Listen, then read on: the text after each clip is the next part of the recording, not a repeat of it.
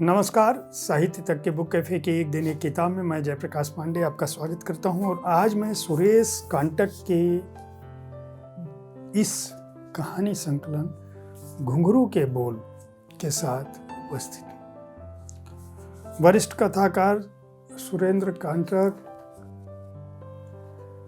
भारतीय ग्रामीण जीवन के एक अलग चितेरे हैं। उनका जन्म 15 जनवरी 1954 को बक्सर जिले के कांट गांव में हुआ। एमए बीएड किया, पूरे जीवन अध्यापन करते रहे आजीविका के लिए, लेकिन उनकी पसंद का काम था लिखना और पढ़ना। उनकी जो प्रकाशित कृतियां रही हैं उन्होंने हिंदी और भोजपुरी दोनों में लिखा। प्रकाशित कृतियां जो हिंदी में रही उनमें एक बनिहार का आत्मनिवेदन, जमीन, जनता की अदालत, जाग मुसाफिर भोर भयो, खंडित सपनों का नायक, सूरज उगने से पहले और अनावरण। कहानी संकलन है जन गायक, नरमेध उपन्यास है, रक्तिम धारा प्रबंध काव्य है और 10 हिंदी नाटक जो कई पत्रिकाओं में प्रकाशित हुए थे वो। भोजपुरी में जो कृतियां रही हैं उनमें हाथी के दांत, भाई के धन, सरग नरक, बंदे मातरम, गुरुदेव, रधिया, दुलरुआ, पहिला नायक, रहमान चाचा, 57 के वीर बाकुड़ा, बाबू कुंवर सिंह, दर्द न जाने कोय, ब्रह्मर्षि विश्वामित्र, बियाह ना हुई, बीमारे बाणे सगुनी ये नाट्य संग्रह है। समुंदर सुखात बा अजोरिया के पीछे ये कहानी संग्रह है और काय बकुला व्यंग कविता संग्रह है। 200 से अधिक कहानियां तमाम चर्चित पत्र पत्रिकाओं में प्रकाशित हो चुकी हैं। शताधिक गीत, कविताएं और गजल प्रकाशित हो चुके हैं। ढेर सारे पुरस्कार भी पा चुके हैं। समकालीन हिंदी साहित्य में कृषि जीवन और वहाँ पनप रहे समाज, परिवार, रिश्ते, नातों के एक अलग चितेरे हैं। उनका कथा कौशल अलग है। इस संकलन में जो कहानियां हैं उनमें घोड़ा, सेमर का फूल, पिंजरे का पंछी, अभागा, बबूल, तोता बोले डाल पर, तंत्र, घुंघरू के बोल, नून, कांपती हुई लौ, छल, दूध, शांताराम की माँ, आंधी और अंतिम निर्णय, ये कहानियां शामिल हैं। सुरेश कांटक की सबसे बड़ी खासियत यह है कि वह अपने समाज का शब्द चित्रण खींचते हैं। छोटी छोटी बातों, छोटे छोटे रिश्तों, छोटी संवेदनाओं और छोटे भावों को उठाते हैं और उन प्रवृत्तियों का पर्दाफाश करते हैं जो हमारे परिवार, हमारे समाज को घून की तरह से खा रही हैं, या वह स्वार्थ जो परिवारों को, रिश्तों को विलग करता है। इस संकलन की जैसे पहली कहानी है घोड़ा। अगर इसके विन्यास को लें तो वो कहते हैं आदमी घोड़ा है या घोड़ा आदमी। रामचन्ना को कुछ पता नहीं था। रामचन्ना जो इसका नायक है वो कभी कभी तो घोड़ों को देखते ही खोस आ जाता है और घोड़े की जगह उसे एक लंबी घनी तलवार किसी कटिंग वाली मूंछ सी दिखाई देती है, जिसके हाथ में बारूदी चाबुक लिए कोई गोरा चिट्टा हैट वाला विदेशी आदमी दुनिया के नक्शे पर दौड़ाता है अपना घोड़ा। अलग तरह की कहानियां लिखते हैं। सामंती प्रतीक के माध्यम से वह घोड़े को सामंती प्रतीक के तौर पर दिखाते हैं। इसी तरह से अंतिम निर्णय, कांपती हुई लौ, दूध और बबूल जो कहानी है वो गृह कलह की आग में झुलसते हुए मध्यम वर्गीय किसानों के परिवार की कहानी है, जिसकी आत्मीयता, पारिवारिकता का जो परिदृश्य है वह कहीं न कहीं दिल के अंदर गहराई तक छू जाता है।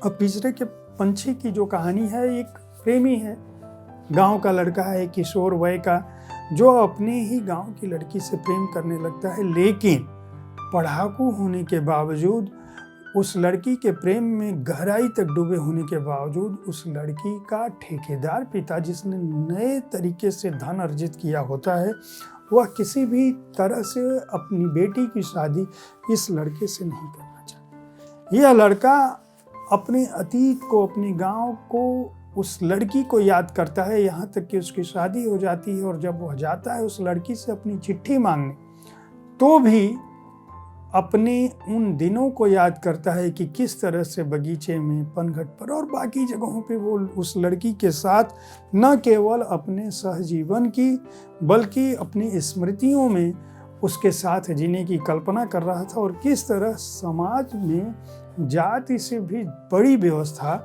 धन के प्रभाव ने उसके सपनों को पूरा नहीं होने दिया। अगर हम कांपती हुई लौ कहानी की बात करें तो यह कहानी एक परिवार में, हर परिवार में उस तरह के कर्मठ लोग होते हैं, हर परिवार में परिवार सहजता है या परिवार सहेजा जाता है उन लोगों से जो परिवार के प्रति प्रतिबद्ध होते हैं। इस कहानी में भी लेखक कांटक यह बताते हैं कि एक युवा लड़का घर पहुंचता है और देखता है कि उसके पिताजी उसके चाचा पर बरस रहे हैं, चाची पर बरस रहे हैं, और बात बंटवारे तक जा पहुंचती है। उस चाचा जिसने उस परिवार को संजो के रखने में दिन और रात एक कर दी, वह चाचा जिसके साथ इस नायक की मधुर स्मृतियां छुपी हुई हैं, उस चाचा जिसने पूरा जीवन अपनी समूची कमाई उस परिवार को सौंप दी, और आज उन्हें ही कहा जा रहा है, उस चाची को और उस चाचा को, कि तुम लोग अलग हो जाओ। अंततः इस लड़के से बर्दाश्त नहीं होता है और यह बीच में आ जाता है। तो उसके पिता कहते हैं, वो कहता है कि चाचा अगर आपको इन लोगों की ज़रूरत नहीं, इस घर आंगन को आपकी ज़रूरत नहीं, तो आप अलग हो जाओ। उसके पिता चीखते हैं कि तुम कौन हो बांटने वाले? तब यह कहता है कि मैं भी आपका बेटा हूँ, और मेरे शरीर में जो लहू है उसमें जो लाली है वह आपकी खून से कहीं अधिक इस चाचा की गाढ़ी कमाई की लाली है, और मैं इसे सफ़ेद नहीं कर सकता। उसके पिता गुस्से से कांपने लगते हैं। वो कहते हैं चुप हो जाओ, लेकिन यह कहता है कि नहीं, मेरे चाचा जिन्होंने सब कुछ किया है उनसे परे नहीं हो सकता। उसके पिता उसके चाचा पर आरोप लगाते हैं कि तुमने हमारे बेटे को भी बांट दिया। तो चाचा रोने लगते हैं और कहते हैं, हे भगवान, यह तोहमत भी हमें मिली, अब मैं क्या करूं? और इस तरह से घर के दिए की लौ बुझने लगती है। अगर आप अच्छी कहानियों को पढ़ना चाहते हैं, भारत के ग्रामीण जीवन में जो परिवार हैं, वहाँ जो रिश्ते पनप रहे हैं, वहाँ जो मधुर संबंध हैं, वहाँ जो स्मृतियाँ हैं, हम शहरों और कस्बों, महानगरों में चले जाते हैं, हमारा जीवन वहाँ बीतने लगता है। लेकिन हम अपने अतीत में जब झांकते हैं, अपने घर परिवार, गांव की बुनियाद, वहाँ की नींव को देखना चाहते हैं, वहाँ के दर्द और मर्म को समझना चाहते हैं, अपने उस परिवेश को याद करना चाहते हैं जिन्होंने हमारी निर्मित की, हमको बनाया, तो घुंघरू के बोल को खरीद कर पढ़ सकते हैं। 15 कहानियाँ हैं, सारी कहानियाँ एक से बढ़कर एक हैं। आप इस संकलन को निश्चित रूप से पढ़ के निराश नहीं होंगे। सर्वभाषा ट्रस्ट ने इसको प्रकाशित किया है। 350 रुपये इसका मूल्य है और पृष्ठ संख्या है 340। उम्मीद है साहित्य तक का यह एपिसोड आपको पसंद आया होगा। इस कार्यक्रम में आप किस तरह की पुस्तकों की चर्चा चाहते हैं, इसके बारे में अपनी राय से ज़रूर हमें अवगत कराएं। आपकी राय से हमें इस कार्यक्रम को बेहतर बनाने में मदद मिलती है। हमारी कोशिश होती है कि आपको अच्छी पुस्तकों के बारे में जानकारी मिल सके। कल ठीक इसी समय ऐसी ही किसी एक पुस्तक के साथ मैं फिर आपसे मिलूंगा। तब तक देखते रहें साहित्य तक। धन्यवाद।